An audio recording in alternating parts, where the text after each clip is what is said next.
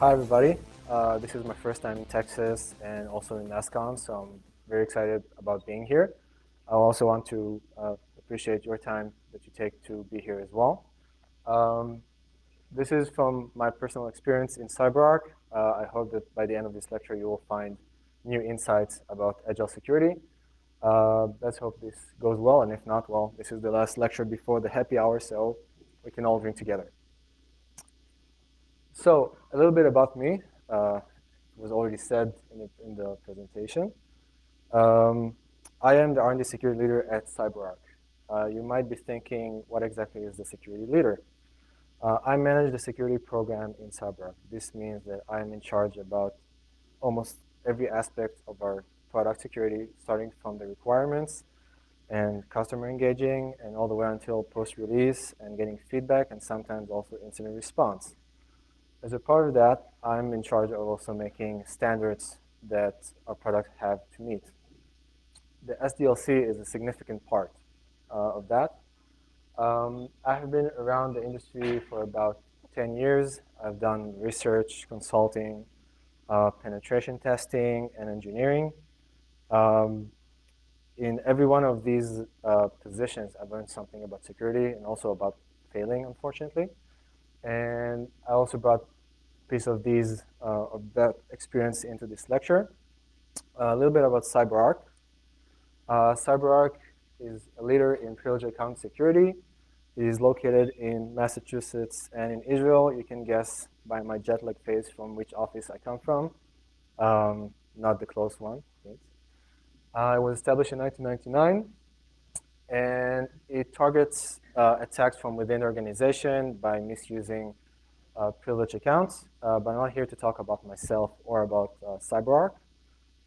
If you want to read more, you can go into the company's website, or if you want to know a little bit about me, you can come and talk to me after the presentation.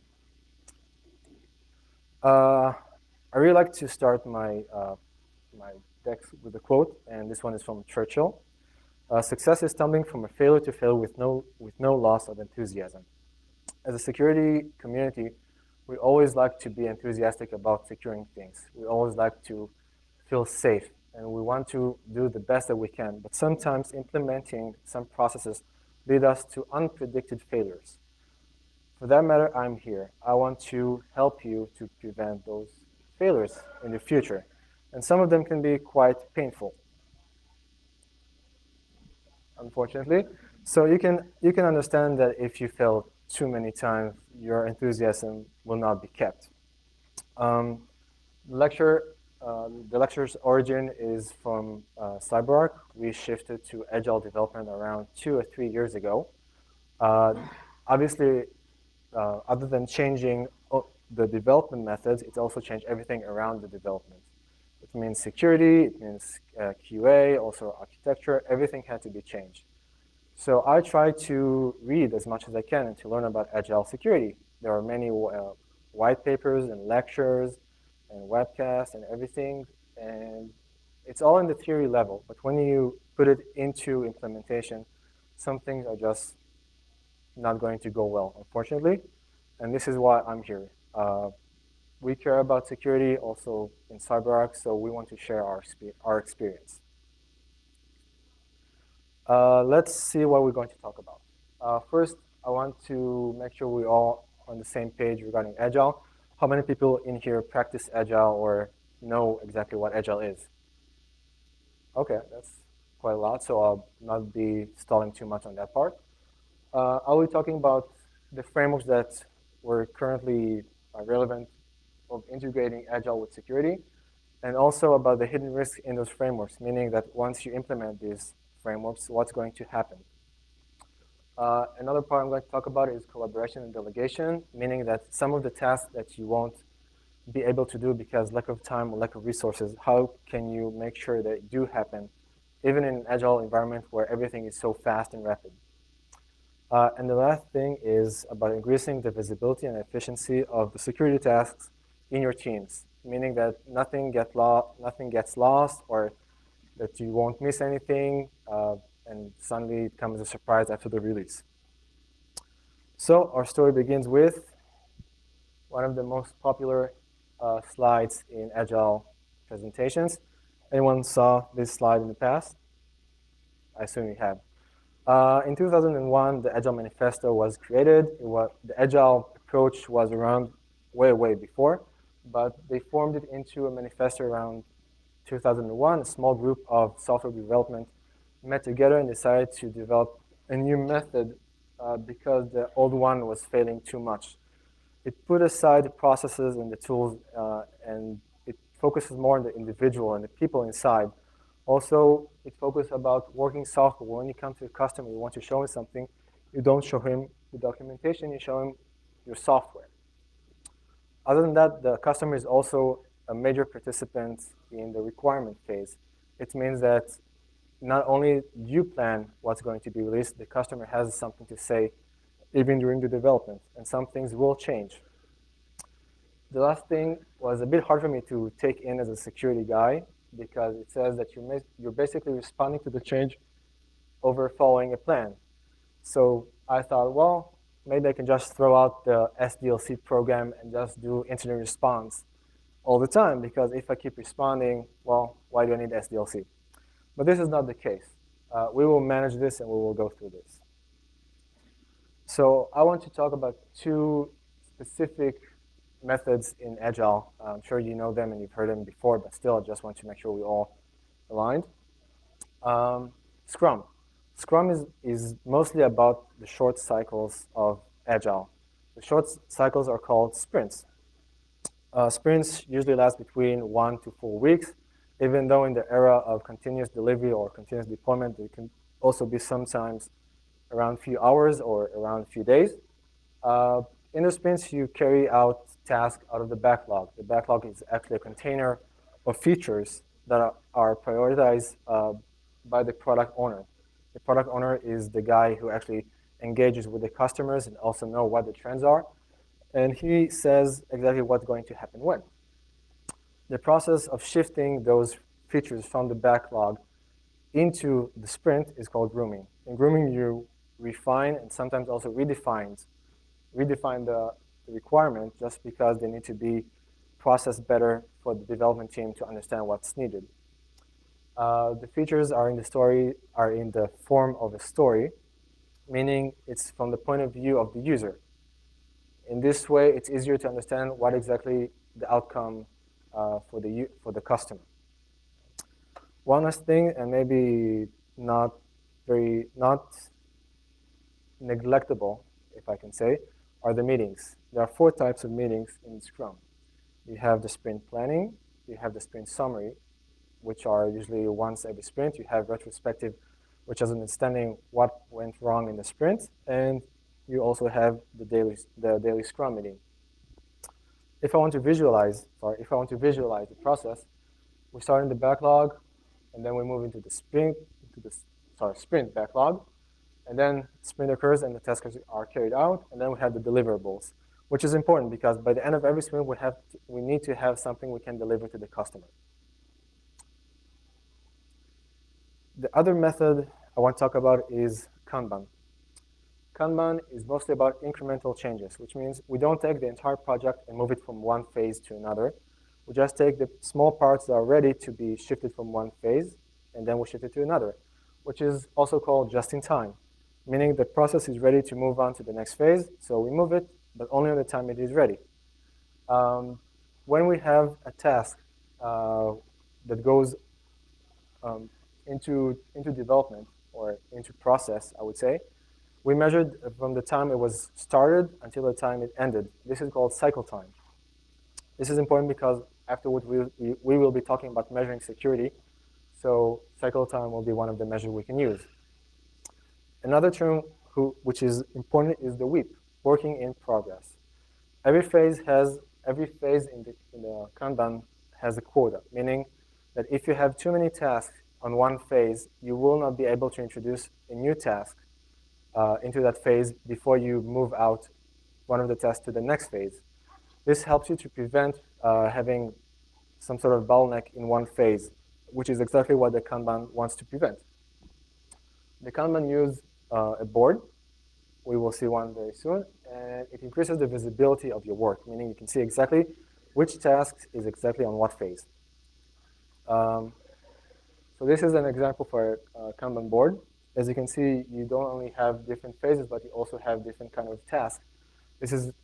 This helps you to distinguish between the different tasks and also to see exactly what's going on. Every now and then, I will be giving one of these slides. The Agile Manifesto has 12 principles, if I remember correctly. And every time I read one of these, I thought about them in the security aspect.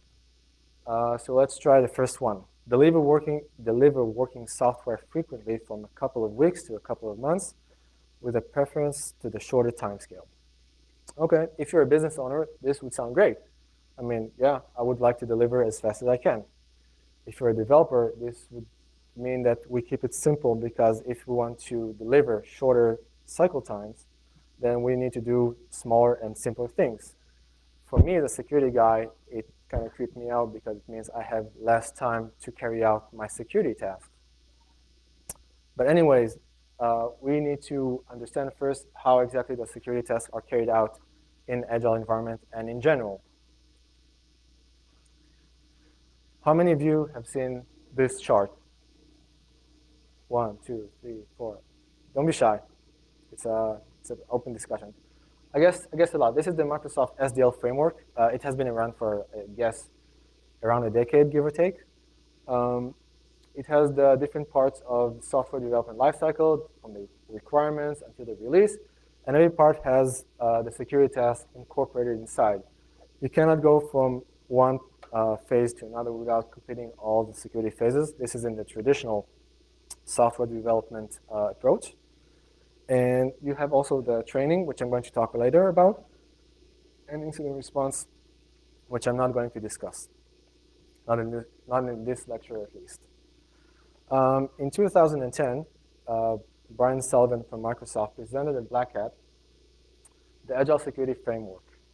There was an increasing sorry. The requirement for Agile Security Framework was increasing because Agile development was getting more and more popular. So Brian Sullivan introduced 3 classes of requirements. They didn't really discuss the security tasks themselves, but more of when and how much these security tasks are needed to be carried out. So let's discuss about the classes. First class is called one time. It means that these tasks happen one time in Agile project, which could be very confusing because Agile, what is exactly the length of an Agile project? I mean, it could be a few weeks, it could be months, and sometimes if you have a product and you keep working on it, then it could be even years. So do we really do these tasks only once in an Agile project? Also, what happens if your release time is very, very short? I mean, you have a release once a week, twice a week. Still, you need to consider what's going to happen if you don't review these tasks every now and then. From my experience, or from our experience in CyberArk, we found out that reviewing these kind of tasks every 2 to 3 months is, let's say, the balance between doing them too often and not too often. The second class is the bucket. The bucket is actually a group of sprints in which the tasks are carried out by the team's discretion, meaning the development team discretion, which is something very awkward because why would the development team decide on security tasks? This doesn't make a lot of sense, and we will have to talk with the development team more just to make sure that these tasks actually happen. They're considered important because they can happen every few sprints, mostly because they're too big to squeeze into one sprint, and also they need to be wrapped around several features or several stories rather than doing them per story or per feature. The last class is per sprint, which is quite essential because tasks that are carried out every sprint in a security manner, if you don't do them every sprint, there's a big cost of delay or cost of not doing them because the results are needed every sprint to make sure the security standards are met. But this is quite straightforward. So I'm going to move on to the next question. Reflecting on Agile, the most efficient and effective method of conveying information to end within a development team is face-to-face conversation. Okay, that's nice. No more emails, no more phones. Let's just meet. Obviously, it's easy when the meetings are in team and everybody sits in the same room and you hang around all the time together. But what happens if you're not part of the team and you still need to meet with them? It means that you need to coordinate some time with that person, and you cannot transfer information very easily. Yes, it's easier to convince someone with your opinion when you meet with him, but it has cost of the meeting time. Now, I'm not a guy who likes to waste time, so let's just do a short exercise. Let's say that my company has a sprints of 2 weeks, and I'm a security guy, so I'm overlooking around 4 security teams, and I want to participate in every daily meeting just to understand what's going on. Yeah, I know. It's funny, mostly because security guys don't overlook only 4 teams. They overlook a lot more. So this is actually quite easygoing. And let's say that every daily is around 15 minutes, which is also very easygoing because people like to argue and to bring up new ideas and to say, oh, I don't think your design is very good, etc., etc. The math brings us to around 10 hours, which is 1 day, which is 10% of your sprint time. I know that 10% does not sound very much, but think about it. You waste 10% only to understand what's going on. And this is only by participating in 15 minutes meetings. That's, for me, it's a bit insane. And like I said, I don't like to waste any time. So what can we do about it? You know these guys. You know these guys and you know them well. Are there any developers in the crowd? I'm sure there are. Raise your hand. Come on. Okay, you are good candidates to be security champions. For me, they're like the team security bouncers. They ask questions about things that happen in the world regarding security, about breaches. If I give a lecture, they stay afterwards and they try to talk to me and understand better what is the principle behind the lecture or the training. They sometimes also fool around with some security tools. And they show interest in security more than the average developer. I call them security friendly because they're friendly and they're interested in security. They could be your eyes and ears on those meetings, and this will save you time. Other than that, if you can persuade them to practice more security, they have potential to grow and become a security engineer.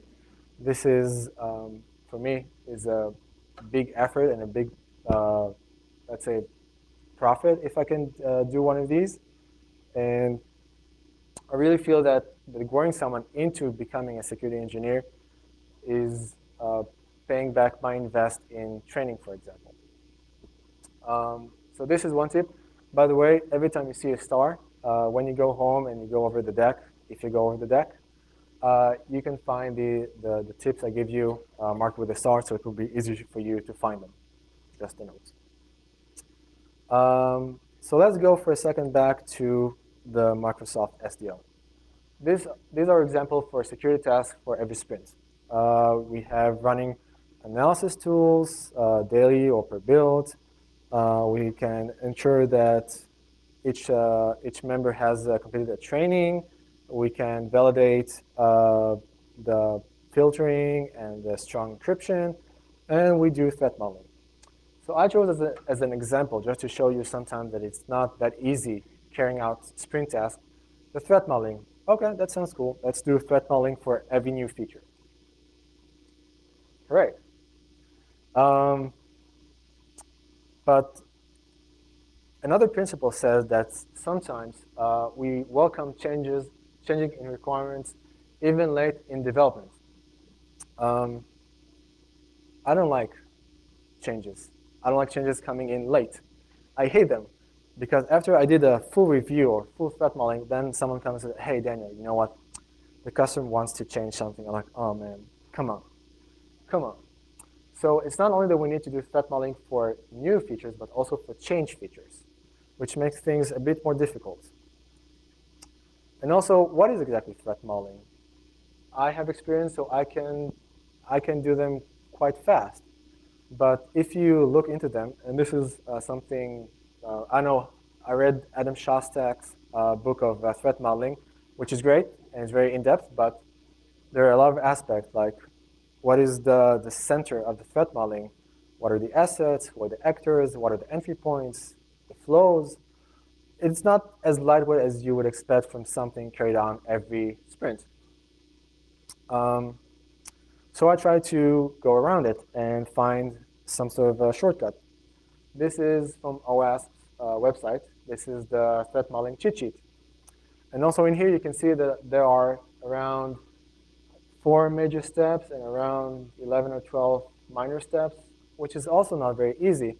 I mean, even if you delegate it to someone else and you give it to like a security champion, he wouldn't know what to do with it. So this makes me feel a bit frustrated and a bit sad. I don't want to do threat modeling like this. So what can you do? The solution is in the hands of the product owner. I'm sorry, this picture always makes me laugh because I think about my product managers and with this kind of look. And if you imagine yours, I'm sure you will laugh too. They're the emperor of the backlogs. The reason they're so important is because they have the vision for the product. Even if you're in the middle of sprints and the release is 1 month away and the next release is in 3 or 4 months away, they will know what's going to happen also on the next release and what's going to be on the next sprints. So when you talk to them, you can get information from them. You can know also which features are going to be a bit more sensitive, meaning they will require more security attention. Something that maybe requires your attention because it has authorization things in it or some authentication, or even if it doesn't have anything, you can allocate your resources better because you know them. Also, we talked before about the bucket tasks. The bucket, sometimes people like to take all the bucket security tasks and put them in one sprint, and they call it a security sprint. So if you talk to the product owner and you try to coordinate when exactly is that sprint, this will also help you. The last thing is actually what we talked about. It's about the threat modeling. We know that not all threats are relevant for every product. If you have a specific product, it depends on the technology, it depends on the scenarios you're interested in, it depends on what your product does. So if you take the entire threat list and you narrow it down to the things that are relevant, and then you talk to the product owner, it will give you 2 benefits. One, it will save you time on threat modeling. And the second is that if you find a security issue using the threat modeling, there's a greater chance that the product owner will agree to work with you on it because you coordinate with him. And another thing that you can gain from doing that cutoff is to have bug bars, almost for free. Because if you have the list of the relevant threats, you can think about the scenarios you can create with those threats and then understand what exactly each scenario does. And then you can say, okay, if I have a complete denial of service, then I will not release this product or this build or whatever. Or if I have a partial denial of service, or if the activity on the server becomes way slower, then I will fix it on the next sprint. So you can really have some sort of SLA for fixing bugs. Okay. Like I said, we're also going to talk about the team. The best architectures, requirement, and design emerge from self-organizing teams.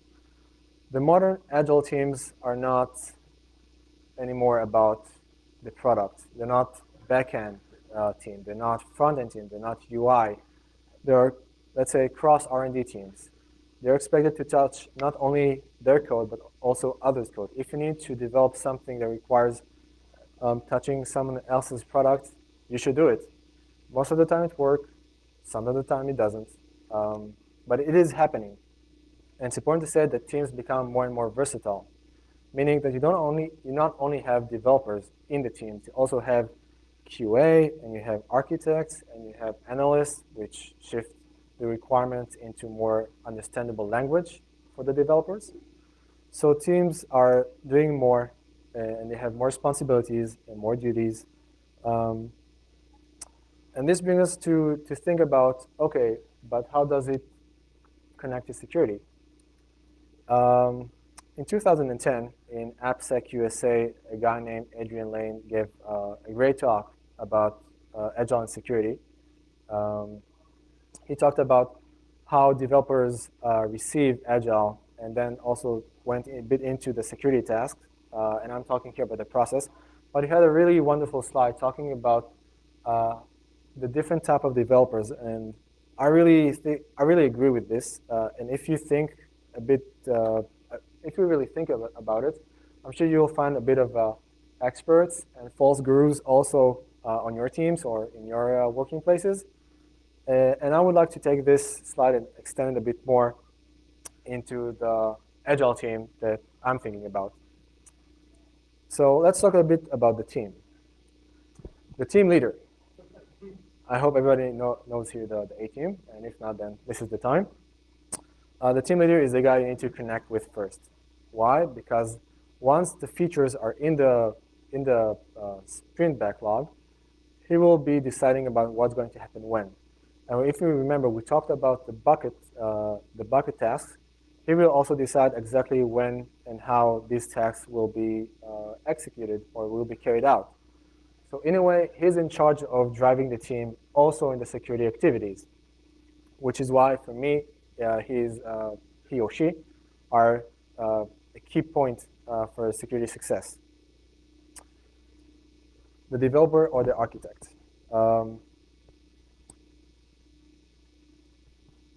DA Barakas, yeah. These guys don't like to be reviewed usually. These guys don't like when you touch their code. These guys don't like when you say something is wrong and they need to change it. And usually they say that they pity the fool who's going to touch their code. So sometimes it's really like being head-to-head and bumping heads. But still, there's a way to soften them up. Usually, it's by sitting with them and explaining how to do things otherwise, and showing them the results of insecure codes. POCs really help to bring in developers into the security domain. QA. The QA engineer I chose face because they're really unexpected. In a way, you can have a QA engineer on your team that knows a lot about security. He knows about cross-site scripting and SQL injection, and he can use security tools. And he has a really good security education. On the other hand, you can be with a QA engineer who doesn't even understand why security is part of QA and how you can incorporate basic security testing into the QA process. So it really depends on who's on your team. The system analyst. They're a bit crazy. Not because I don't like them, I like them a lot, but sometimes they're just very unexpected. I got a requirement document sometimes in my career that said the security requirements for this feature are the same as the previous feature. And when I went to the previous feature requirement document, it had no security requirements. So it was a bit awkward. And also, something like we need to do for this feature, same thing we need to do for every other product and every other feature. So sometimes I feel that they don't really know what to do or how to incorporate security into the requirement process. Taking all of this into account makes me think that the security guys need to be some sort of MacGyver, because we need to do all the security activities when we have like 5 minutes and 2 bubble gums. But how can we solve this issue, actually? We talk about training. And if until now we did maybe 1 session for everybody together, it might look a bit complicated when we shift into Agile team, because we have so many functions that we think maybe the training will be a bit more complicated. But once you sort it out, it is not complicated. Yes, it will require more effort, but it pays off eventually, as all of these functions every one of these functions will know what to do. So we need to start thinking about training by position and not by team or not by cross R&D training. This is an example for things for the security training scheme we have in CyberArk. As you can see, we really try to sort out who needs what. And we consider that the security certification for each position is not complete unless they go with all the required training sessions. We also did some things for team leaders because we feel they do have responsibilities, and also for product managers because we want them to know what is our framework of security. Obviously, we also have tests for these guys because we feel that giving them the training session is not enough. You also need to make sure that they're on point with what they know.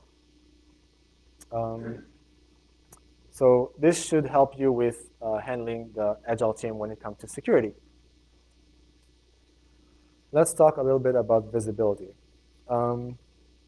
Again, another Agile principle. Build projects around motivated individuals, give them the environment and support they need, and trust them to get the job done.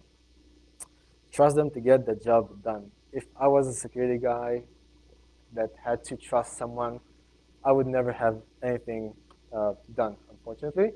I trust no one. And I really want to help them. I want to build a trust relationship. So I want to surround them with security. I want to make sure that not only security tools are used by developers, but also when they do their everyday work, they have security in mind. And for that, I will ask you a simple question. This is a Kanban board. Can anyone tell what's wrong with this board? You can throw guesses. It's free. Exactly. Where are the security activities? If I'm a developer and I am working and I need to do something on this board, I don't see the security here.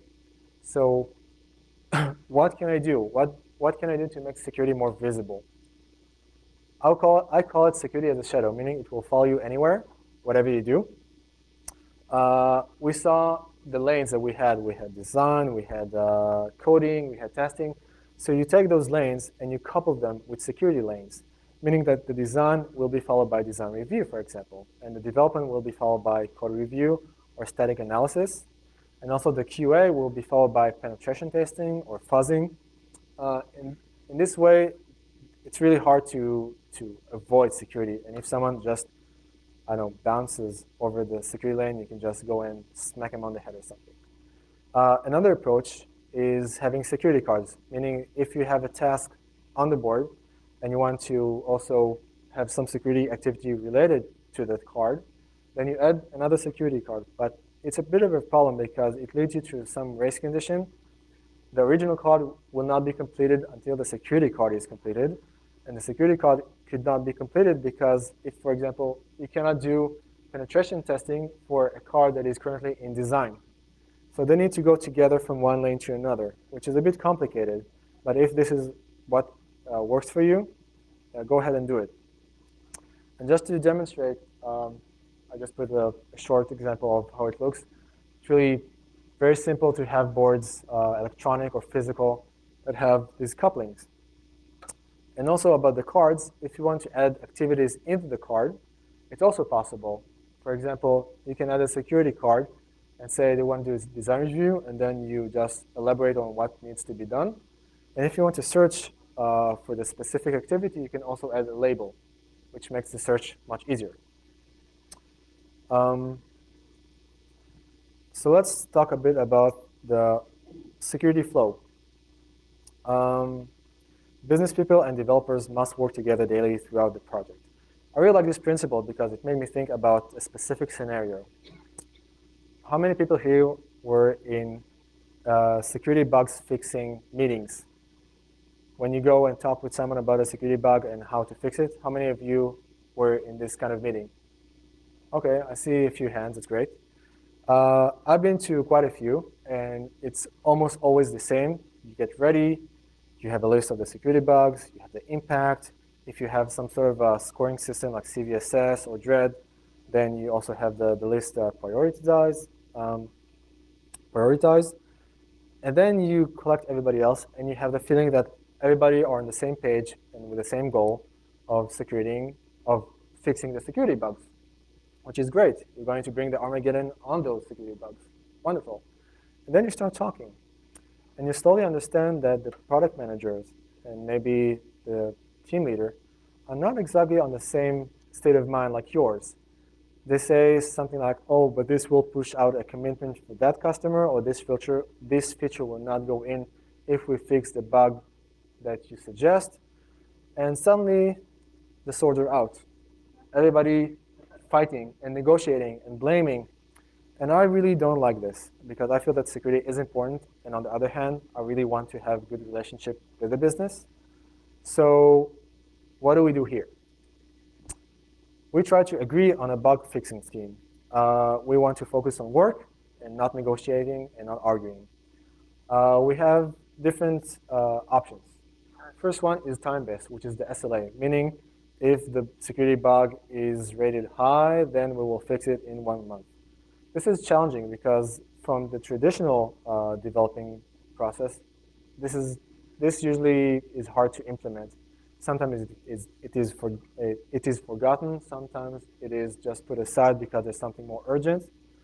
So we can use maybe agile approaches to do this, like the quota-based, meaning if you have a security week, if you have a lane dedicated for security bugs, and you can put in like 1 task or 2 tasks every time and have a constant flow of security bug fixes, this is great. And you don't need to ask anyone for this. It's just there. You have a quota and you're allowed to use it. The other thing is size-based, meaning that you have story points. This means that you are giving, let's say, if you have 30 story points for development, and out of them you have 5 story points for bug fixes, this is great. You know that you have a quota by size for fixing the bugs. I just want to say that it could be also different because you can have one of these across all products, meaning you can have a WIP for all products or just for one product. And if you have something that is for all products, you need to prioritize which product is more sensitive, so the security bugs of that product will be fixed first. Measuring security. Working software is the primary measure of progress. Great. But how do I measure security? Measuring security in general is already a bit tricky, but doing it in Agile is even a bit trickier. You need to build the big picture for small iteration. It's like taking a puzzle. It's very hard to take small pieces and build a big picture rather than taking the big picture and every time taking out a small piece, which is what happens in waterfall. You have already the entire project ready and just need to see what's wrong with it and taking out piece by piece. Also, there are a lot of simultaneous activities and you need to collect evidence from all of them together. So you need to just talk to a lot of people together and see what they've done. So just need to stay on point. And also the control points are a bit vague. Do I do this every sprint, every group of sprints, every version release? It's not really clear. Thank you. And I thought I was the only one with that kind of problem, but in 2012 in the RSA Europe conference, some guys from Ericsson did a use case for implementing Agile in their company as well. And they had just the same problem, the security control points as you see, and the no good metrics for product security.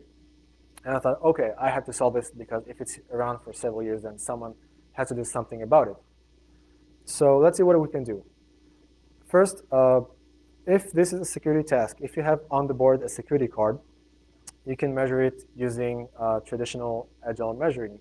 For example, the cycle time, which we talked about, and the velocity, which means in a given period of time, how many security tasks have we done?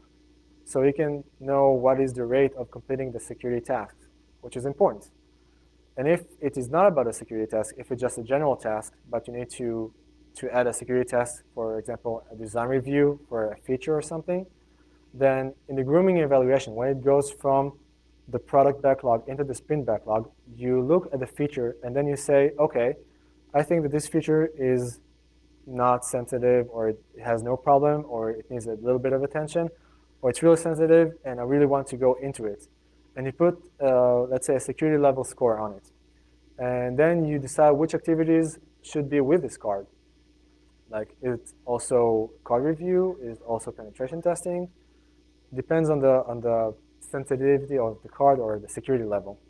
And when the card is done, then you collect the evidence. This means that you know exactly when you need to make sure the activities were carried out.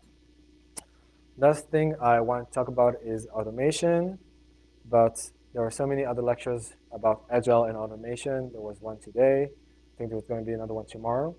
So I'm just saying that automation will make your life easier if you do it right, because you can have security tools that pour information on you, and if you don't manage that information well, then you're just going to have a lot of results, and you need to sort them out, and it will take more of your time. Well, as I said before, there are the security sprints, and they contain the bucket task. And if you go into the Microsoft Agile SDL, you see that the bucket security tasks are mostly about testing. I think it's fuzz testing and penetration testing and validating that you use only allowed functions. So we do sprints for security, and they hold inside all the testing. Obviously, security fixes are always, I wouldn't say in theory level, but if you do a good planning for security fix, then you also see the impact that your security fix will do.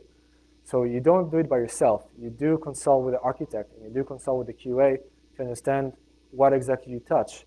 Like I said, you are expected to touch others' code, but it's always better to consult with them. And if they say something is about to be broken, you have to think about a workaround. Maybe it will be a bit more expensive, but again, we want to work with the business part. So we usually try to think about things that will not delay the release, and on the other hand, will at least lower the risk of the exposure.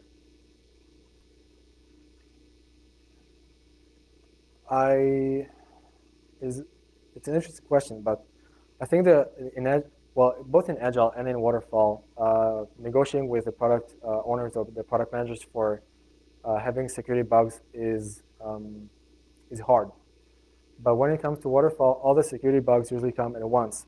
So you have this kind of backlog, and you say, okay, I want to fix this, this, this, and this. And when you come to Agile, it's more of a continuous process. And I want to believe that the product managers or the product owners get used to the fact that you come and talk to them every now and then. It also gives you some boost and some assistance with talking to them about security. Because if they get used to the fact you come every now and then and you say, okay, I have like 3 bugs and I want to fix 2 of them, and then the next one I have 4 and I want to fix 3, they somehow psychologically feel, and this is from my personal experience, that it's okay. And if you add up all the bugs that you fix, you'll see it much more than what you would have accomplished if it would be at one time. So we talked about integrating Agile and security, and we saw that it has hidden risks. It's important to take measures before those risks turn into reality. I wanted to help you prevent those fails from the beginning. And you can use good Agile sites to practice security, and you can get rid of the bad ones so they will not hold you back. And when you go over the deck, look for the stars. They're the good tips. Thank you. Thank you. Thank you all for coming. Thanks again.